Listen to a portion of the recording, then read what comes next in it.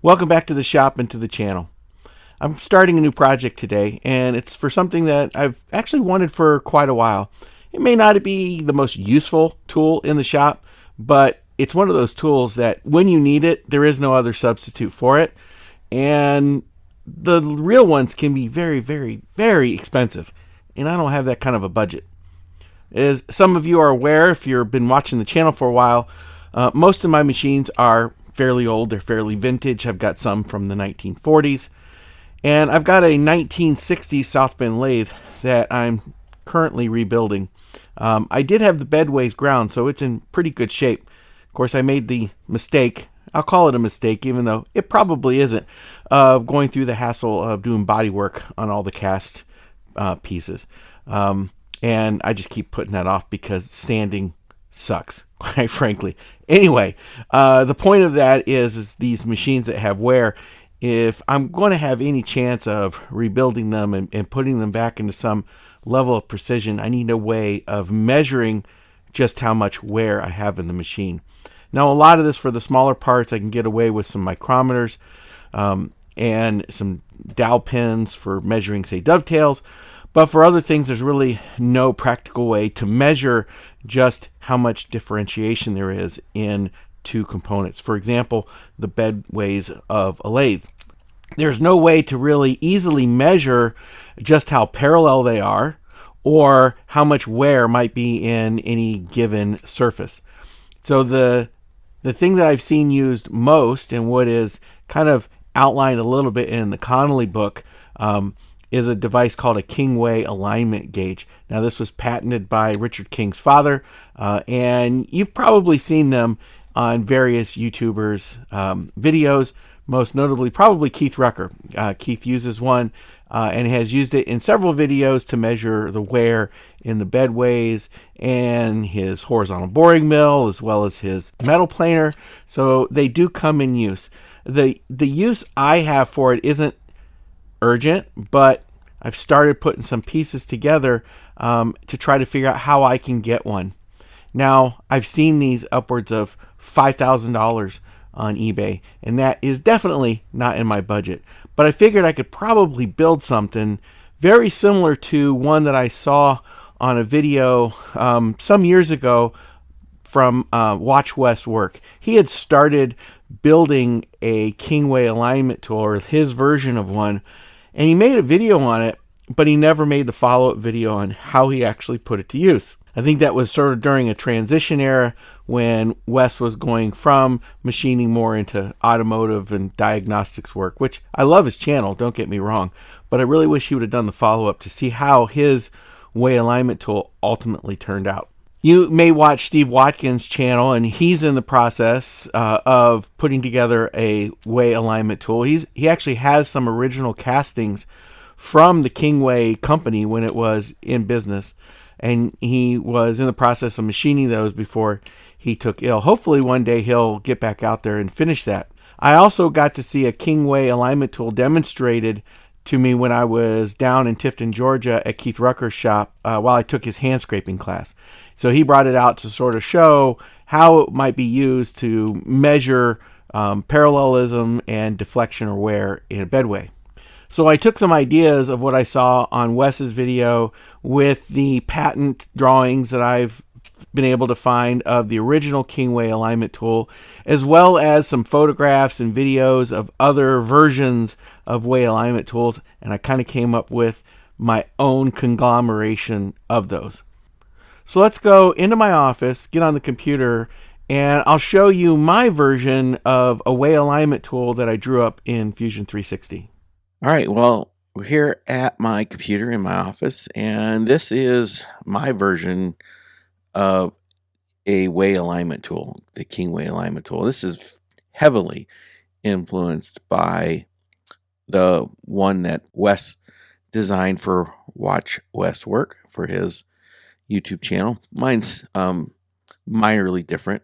I definitely copied his design here on the larger foot. I don't know what you want to call this. The Way alignment tool, the Kingway tool, uses a cylinder in which the insides of it are ground and radiused. I would have no way of making something like that. So I do like the take that Wes has on it. I will probably end up altering some of this as I go. I don't know if I'm going to use these handles here that I would be ordering from McMaster or some other source. I may end up leaving those off.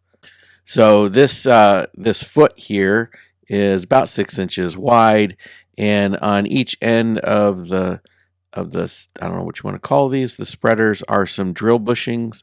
And so these are ground, very tight tolerances. So those will just be Loctited in place.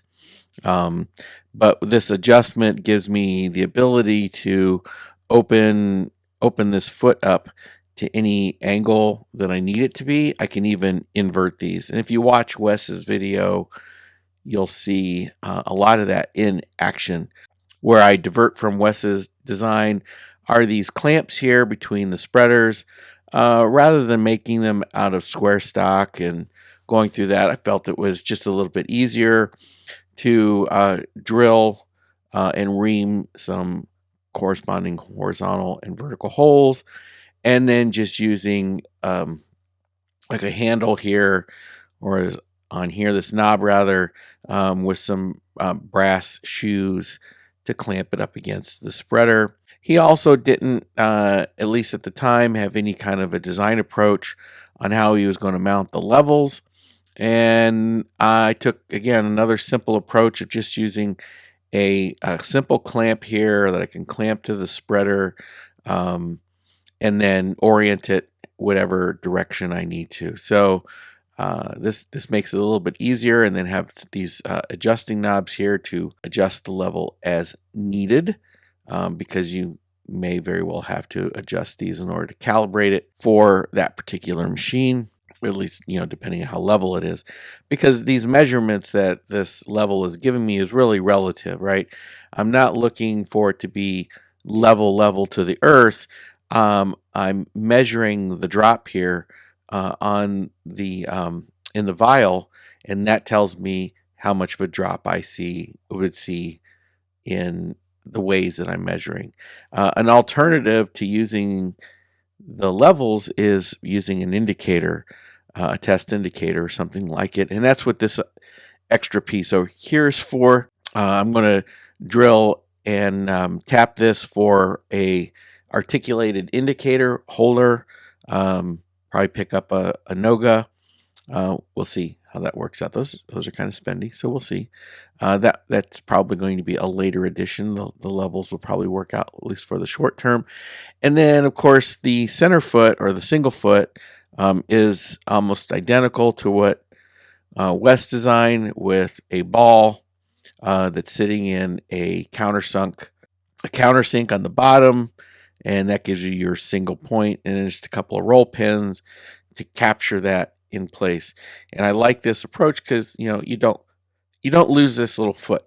So yeah, that is my hybrid stolen design version of a way alignment tool. Not a very complex build. I do think that this long foot back here really simplifies the effort that it would take to build it. So I give Wes a lot of credit. Now, like I said, Wes did not do a follow-up video, so I might find out the reason why is because it doesn't work. We'll see. But I have a high degree of confidence that this thing is going to work incredibly well. So I'm looking forward to getting it started. So as you can see, that model that I created is actually fairly simple, and I think all of the parts should be relatively easy to make. I mean, one thing I did do is I went ahead and 3D printed the level base, and this is actually kind of big. At least I thought it was big, but then when I saw Keith's Kingway alignment tool, I no longer think that this is really overly big. And there's some parts in here that might be a little complex to create in a manual machine, but I think it's all doable.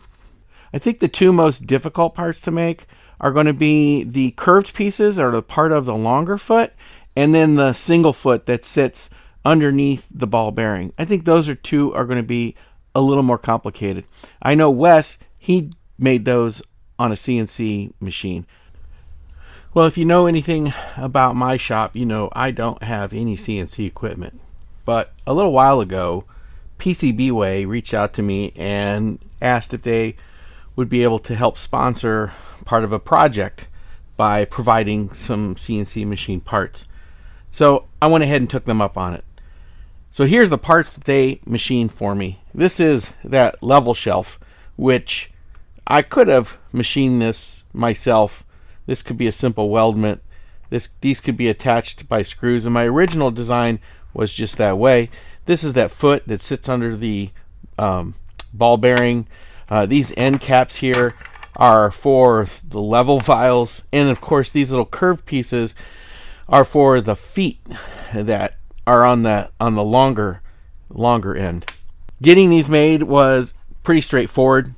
I took the files from Fusion 360, exported them as step files, uploaded them right to PCBWay along with some technical drawings. Because this part here has some threaded holes in it, I needed to provide a technical documentation to call out those threads. PCBWay did everything else with no hassle whatsoever. They didn't have any other questions. This is made out of 4140, and this is just exactly the way they showed up. A little bit of oil on them, but that's great. The quality is exactly what I was hoping for. The fits are nice. These will actually sit in these slots, and they're perfect as I designed them. At least I hope they're going to be perfect. We'll find out when it actually goes together. But I do want to put in a little bit of a plug for PCBWay. They're not just CNC machining. They do sheet metal work, laser cutting, injection molding, casting. So whatever kind of project I come with in the future, they could certainly be a viable partner for me. And for those of us that want a precision part but don't have the machinery in their shop, I mean, this is a pretty good alternative. So if you're interested in checking it out, go over to PCBWay.com. I'll have a link down in the description. And if you got an idea of a part, you can go ahead and get it quoted for free.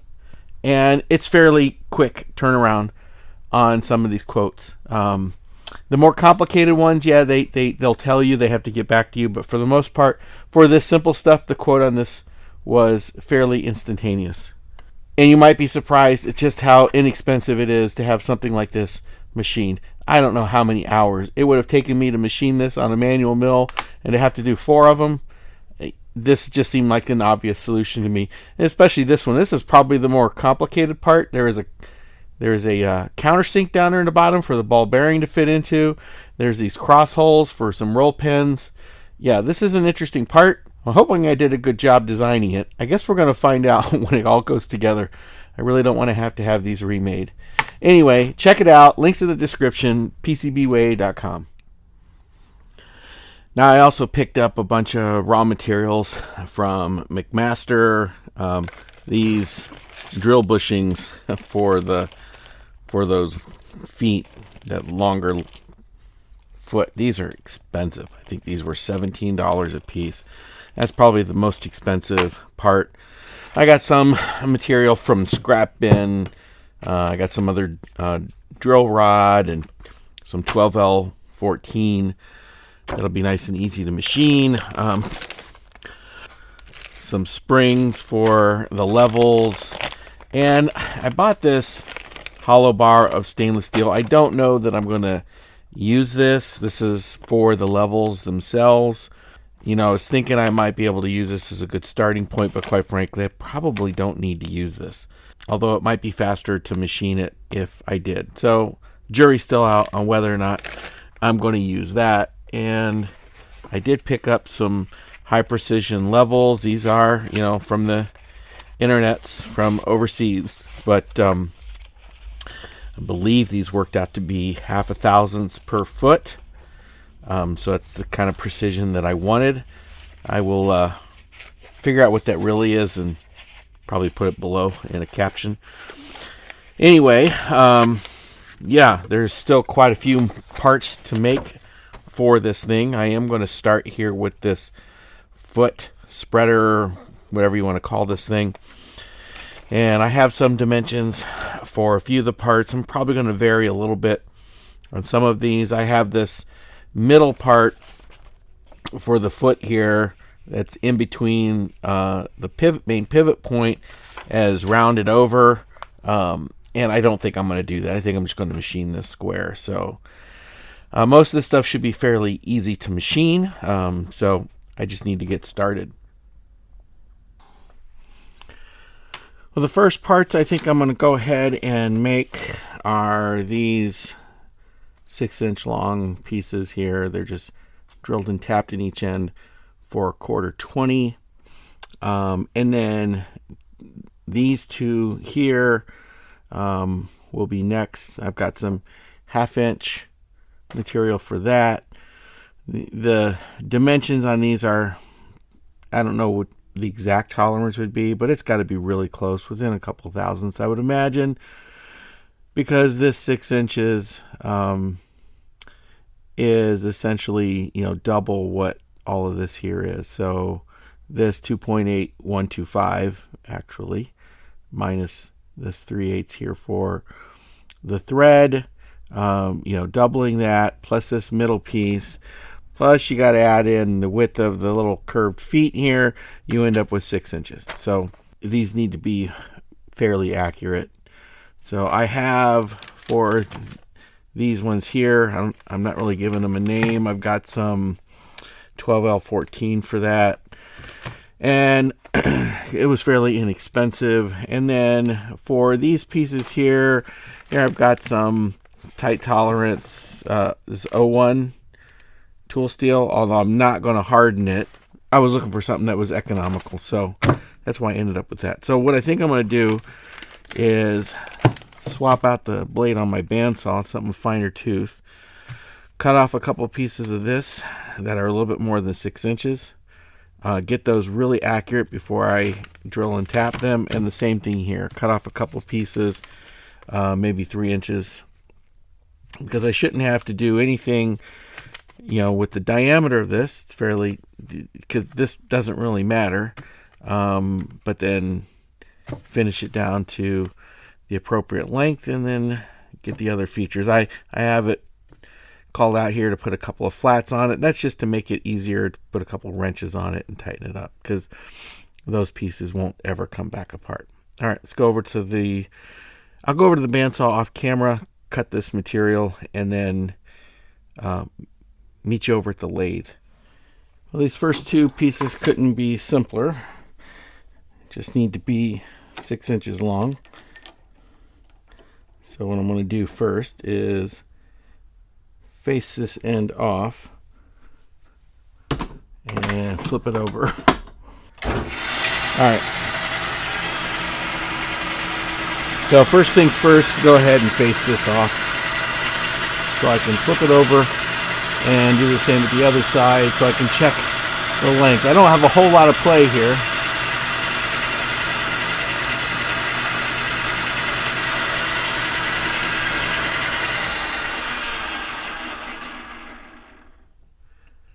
Okay.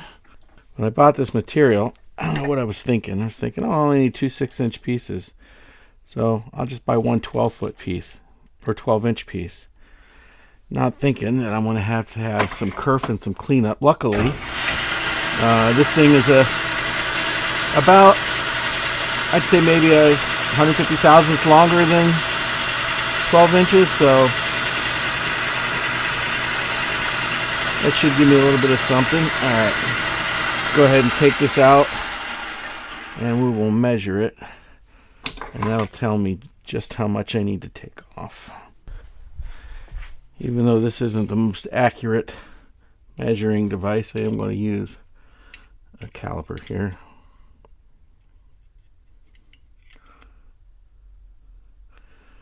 So we got 6-inch, 54 thousandths to come off. I'm going to come in here and touch off. I want to be able to see this.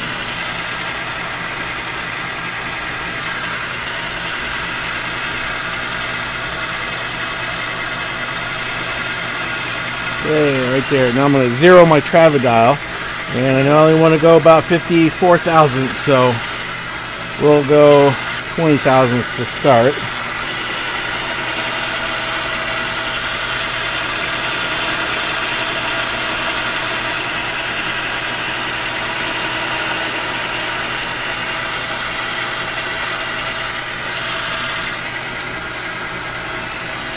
Go to 40 thousandths.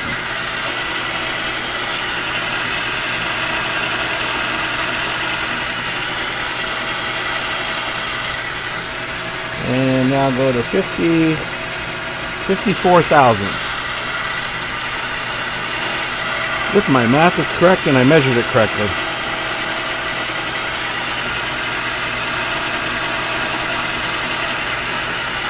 Alrighty, and while this is still in here,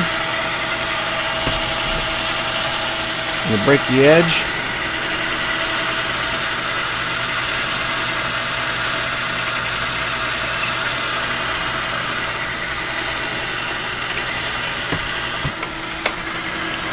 I need to drill and tap this for 1/4 20, so might as well start here by drilling a center here.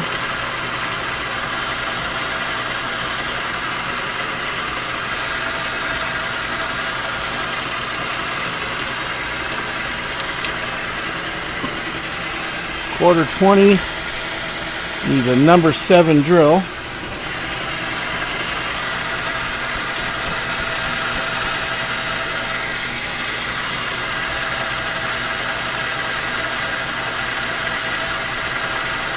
This doesn't need to be that deep, but I'm going to go probably a good inch just to give myself plenty of room for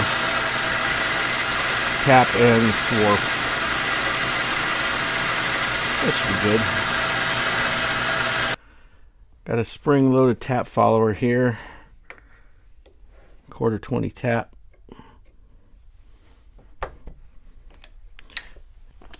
Put a good amount of anchor lube on this, and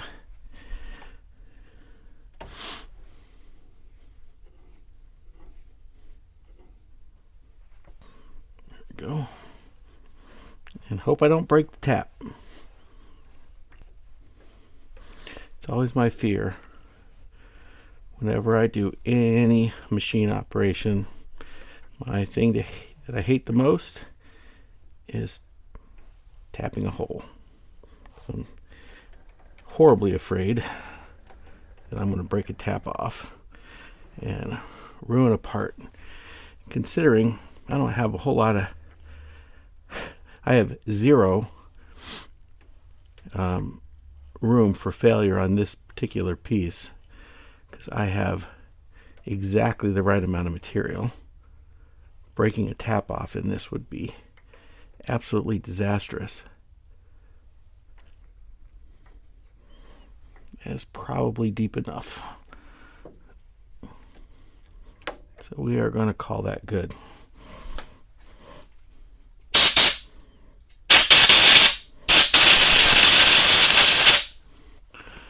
All right, now I need to take this out. I need to remeasure it just to make sure I am at my 6 inches. I've got a 5 to 6 micrometer I can use for that. And if all is well, we'll flip it over and tap this side. I'll do that off camera. I'll do the other one too. Bring it back when I'm done with these parts. Okay, I'm going to do the same thing with these shorter ones. Thicker, fatter, shorter. What I'll do is I'll start off, try to be a little more efficient here. I'll face this end off and then drill and tap it for my 1/4 and then I will turn it around to measure it for length, and that end is going to get threaded for a 1/4. I think I have a die for it, so I'll probably run a die on it rather than single point thread it. Let's face this off, chamfer it, and drill it and tap it. Got a lot of extra room on this one. probably 175 thousandths worth. This is that 01 tool steel. I don't think I've ever machined anything like this before, so hopefully this goes well and I don't break a tap off. At least this I have a little bit of extra material, not much, but breaking tap sucks. So I'm hoping I don't do that.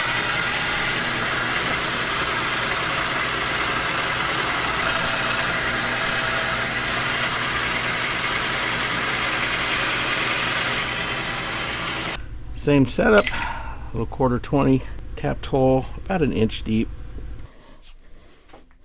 I don't feel like putting a countersink bit in the chuck, so I'm just going to use this handheld one just to make sure that that's clean. Alright, let's pop this out. We'll face it and then measure it for length.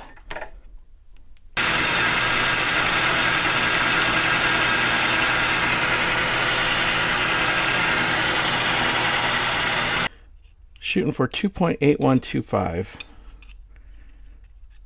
Let's see. Kind of funky to hold so you guys can see it too. And we are at 2.5 or 8 point, sorry. No, I said it right. 2.856. Right? 858.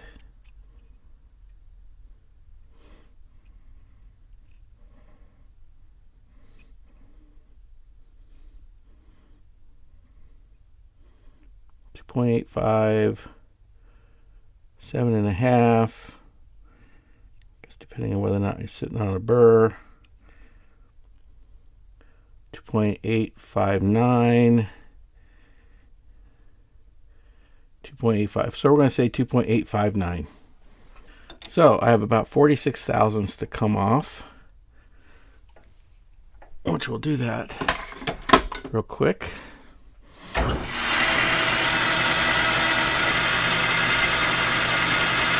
Okay, I'm going to go ahead and zero my Travidal yet again. And we'll come in and take 20 thousandths. Let's see, we'll go 15 this time.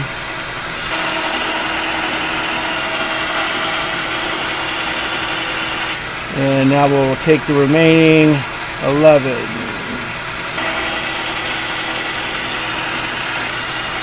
Yeah, I do want to double check this.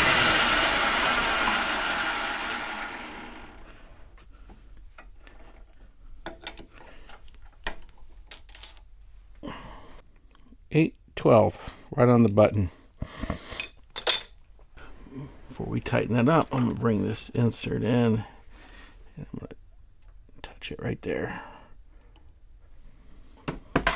Alright, and with it there, I'm going to zero my Travidal again, because now I need to shorten this or turn this end down to 1/4 inch, 375 thousandths. I'm going to come in 375 thousandths. So 1, 2, 3, 75. That's my target there. We'll just make a little mark there. Let's touch off here.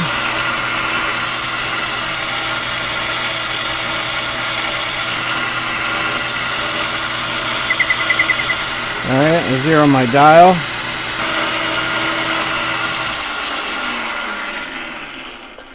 It's probably going to be really hot, so I don't know if I'm going to get a decent measurement here. I need to clean it up yet. What do we got here?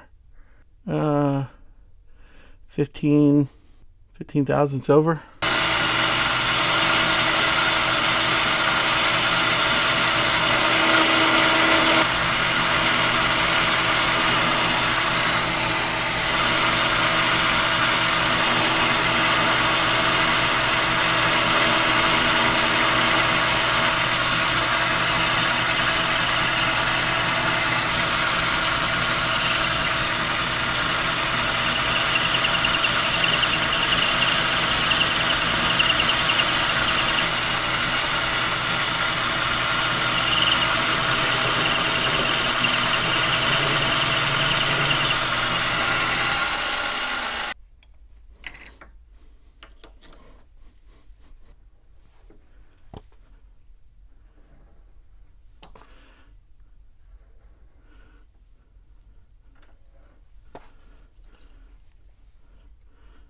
think we'll flip the die around so we can make sure I get complete threads. Okay, I think that's all the way.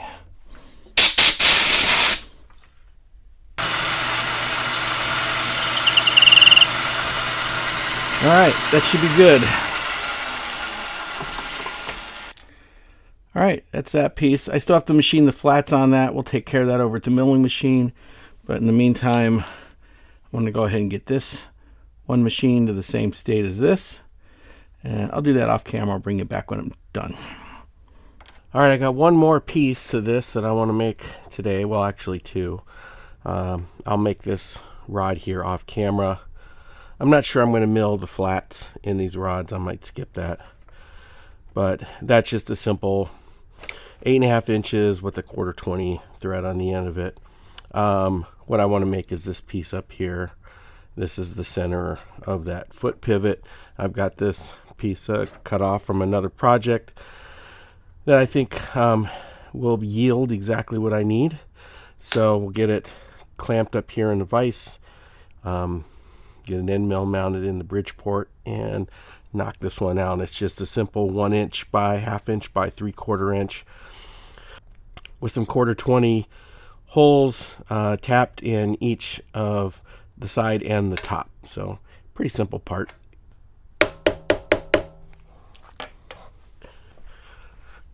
Turn on the phase converter, and we'll get the table moved over and bring this cutter down. I just want to clean this up for now. I just want to take off just a few thousandths just to make this side clean. We'll flip it over and we'll mill it down to 1/2 inch thick.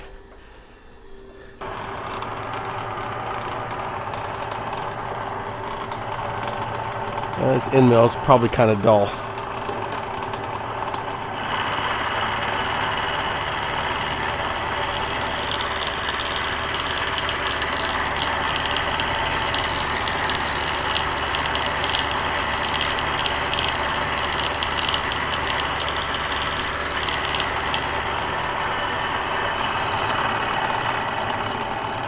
Finish feels good though. Maybe when I flip it over I'll use some mist coolant. I do have some mist coolant now, which I don't know if I've showed in a video yet.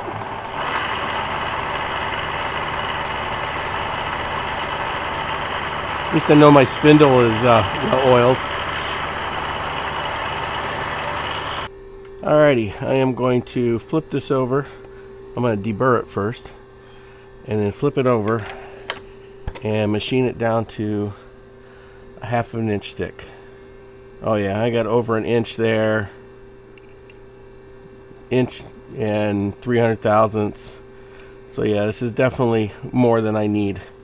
So I'm going to deburr this. I'm going to flip it over, and I'm going to set up my mist coolant. I hate the stuff. It's a mess, but I want to try to save that end mill. So I'll bring it back here in a minute. Alright, I've got this flipped over now. I got my mist coolant here kind of positioned. I ended up breaking down, just buying a cheap Chinese import version of one of these things. I am using the same coolant that I use in the surface grinder. I don't know if it's good for that or not, but the stuff, it kind of stinks. I think it just makes a mess, so I hate the stuff.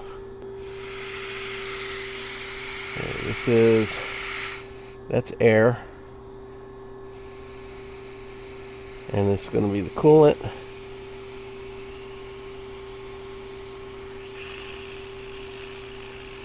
Which I'd rather have it spitting like that than misting, so I don't have to breathe too much of it in.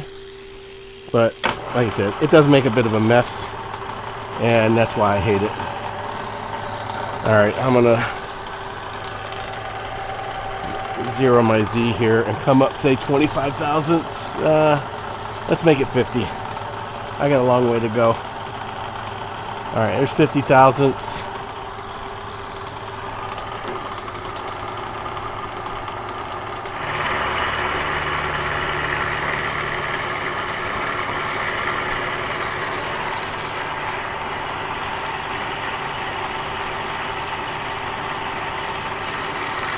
I can already smell the stuff. It's not a horrible smell, but I know I'm breathing it in, and even wearing a mask, you're still going to breathe it, so just annoying.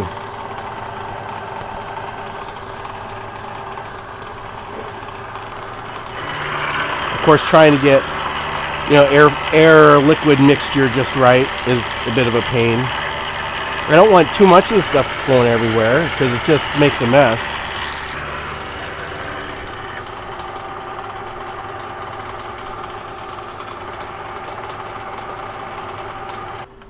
Alright, I want to get in here and measure this.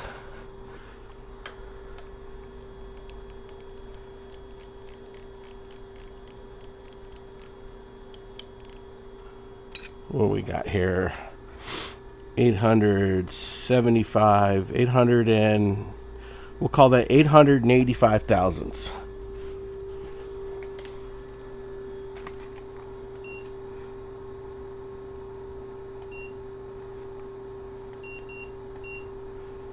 We're just going to gradually come down until we get to 500.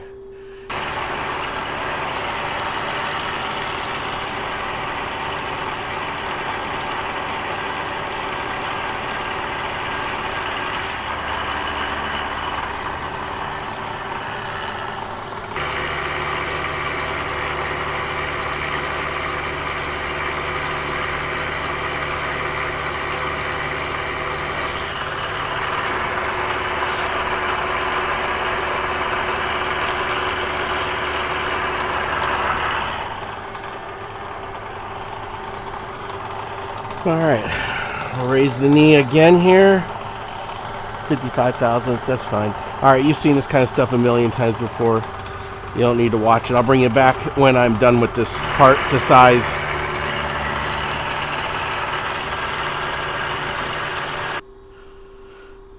Alright, I have this milled to size. It is 1/2 inch, 3/4 by 1 inch.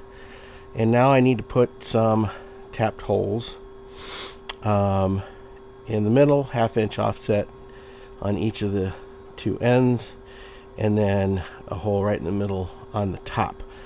So first thing I need to do is go ahead and find center and edges. So got my edge finder here and the drill chuck. I need to come in 1/2 inch off of the bottom side. I'll call that the bottom, and then centered. So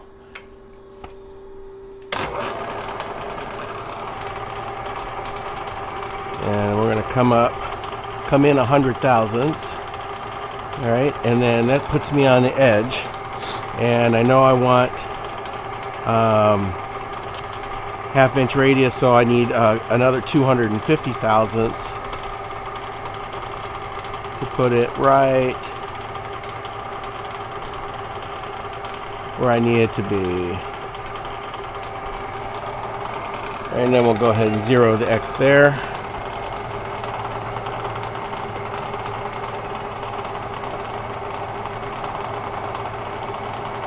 Find the back edge, zero my Y. Oop.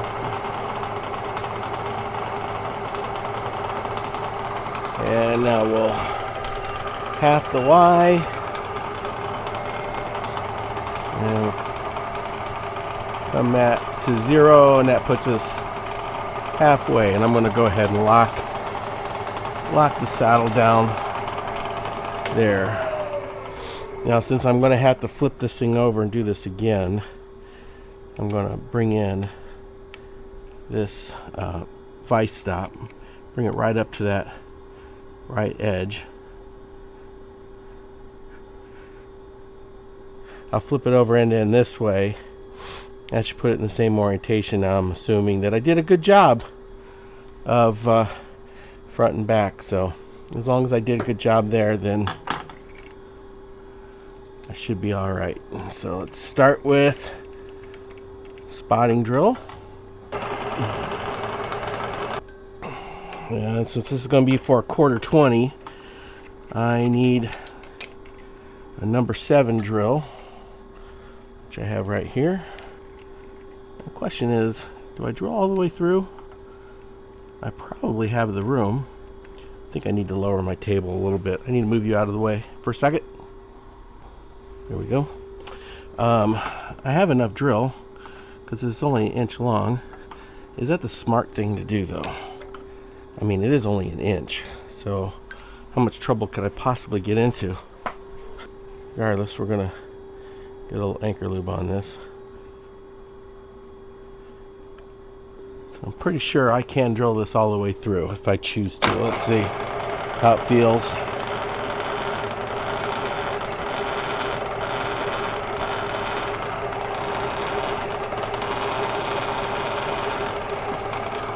I don't want to hit my parallels either. I think they're wide enough.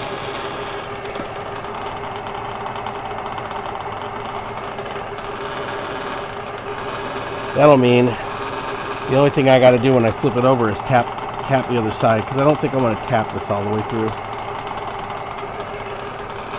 There we go. Yeah, I think it'll be, I think that's better.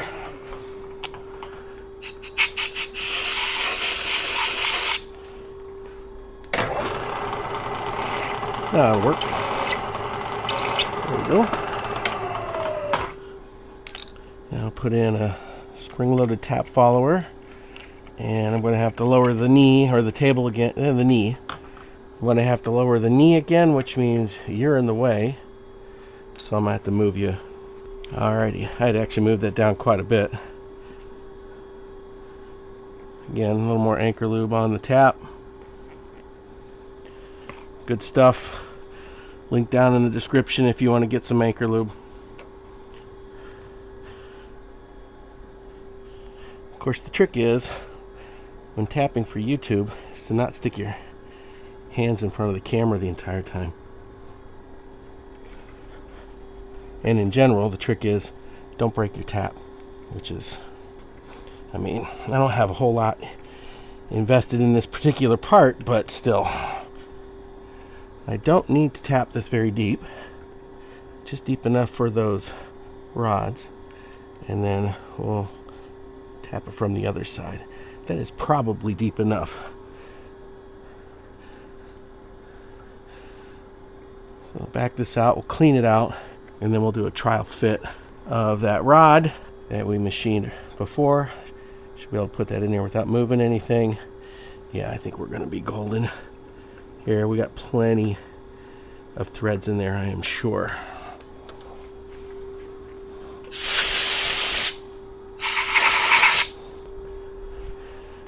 And yeah, tons of thread.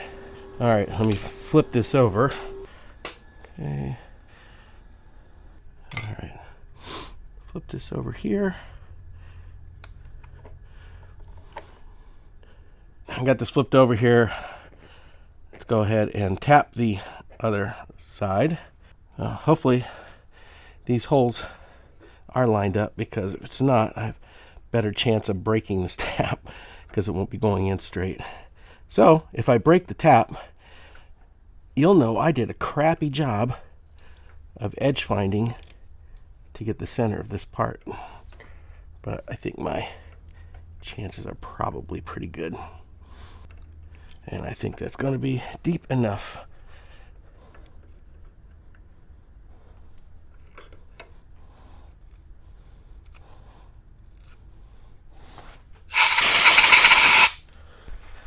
Hopefully, I didn't screw up the threads on the other side. I think I'll be all right. Yep, that's good. I like it. All right. Now I need to turn this on its side so I can machine a hole on the top lengthwise.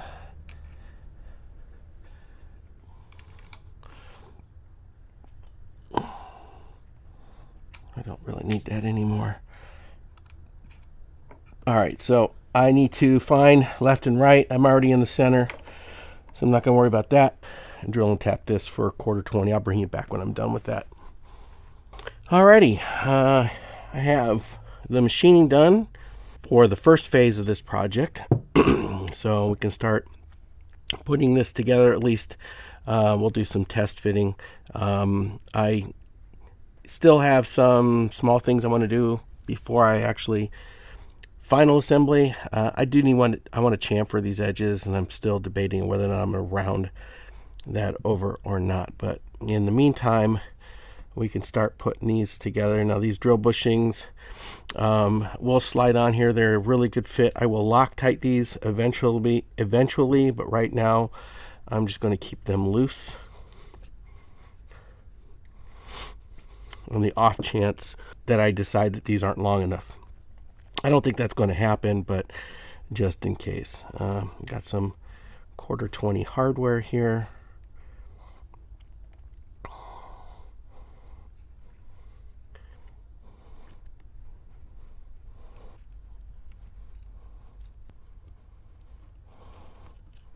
Okay, now in the center section,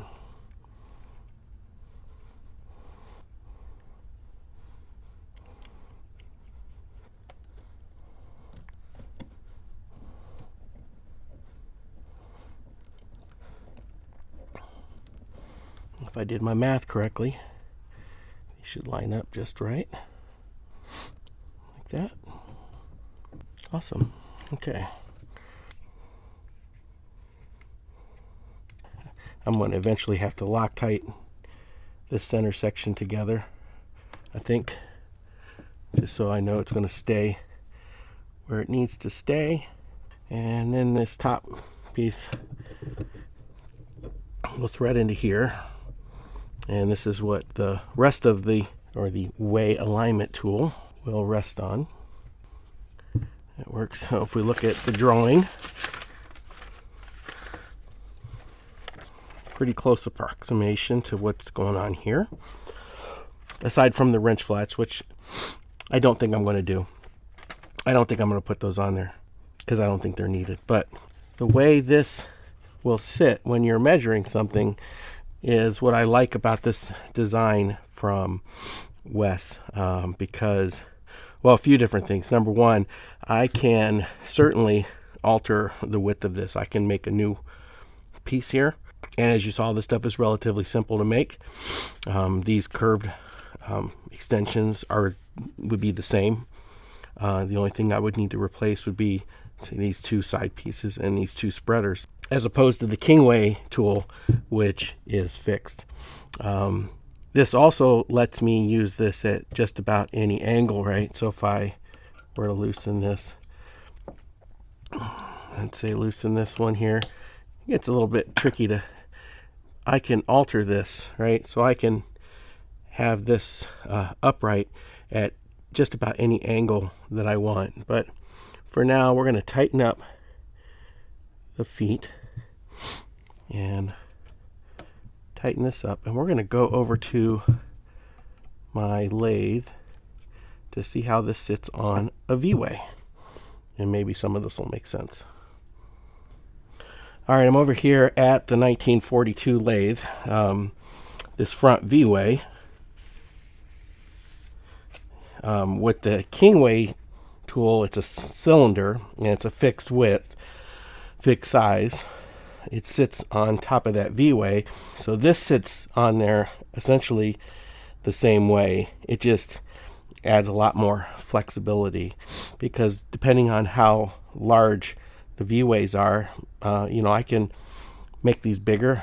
I can widen these out, and I can invert them. So not only can I do this with use this on a V-way, but I can also use this on a dovetail way.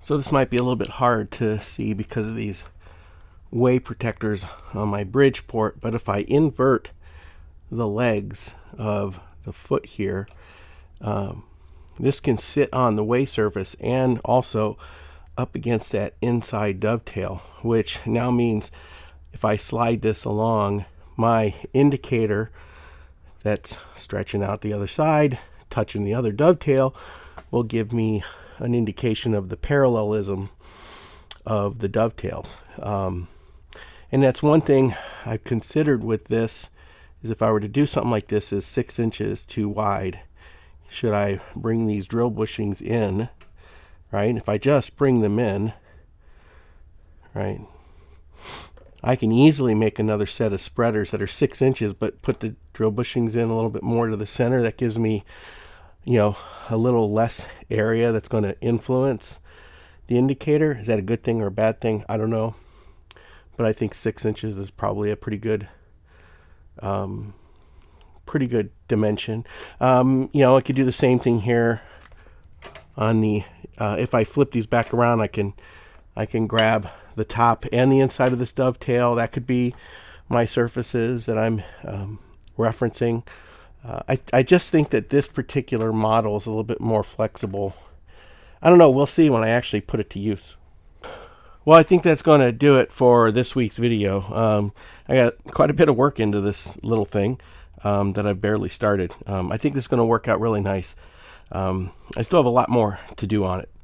I think next up I'm going to start working on the spreaders that will clamp the vertical with the horizontal rods. I've just got some scrap material that I'll likely make that from. Of course, I still have quite a few parts yet from PCBWay that were CNC machine that I need to incorporate, and you'll see that in some upcoming videos. Well, if you like the video, give it a thumbs up. It helps the channel. If nothing else, drop a comment down below. If you're not a subscriber, hit that subscribe button. Special shout out to those that have supported the channel in other ways. You can find some links in the description if you're interested in doing that. And a super special thank you to PCBWay for helping sponsor some of this build. Yeah, I probably could have machined every single one of these parts myself on these manual machines. I don't know why I couldn't have. I might have screwed some stuff up, but eventually I would have got it. But boy, it did save me a bunch of time in having to machine these curved feet. I've got a rotary table. I could have made these. The setups would have been crazy. I would have learned a lot, that's for sure. But quite frankly, I've got so many other projects in the shop. I didn't want to spend the time right now doing this. I was more interested in getting this tool ready so that when I start rebuilding that 1960 South Bend lathe, and I've got another lathe coming that I might be doing a rebuild on, this is going to be an indispensable piece of metrology equipment. But that's it for this one. Thanks for watching. We'll see you on the next one.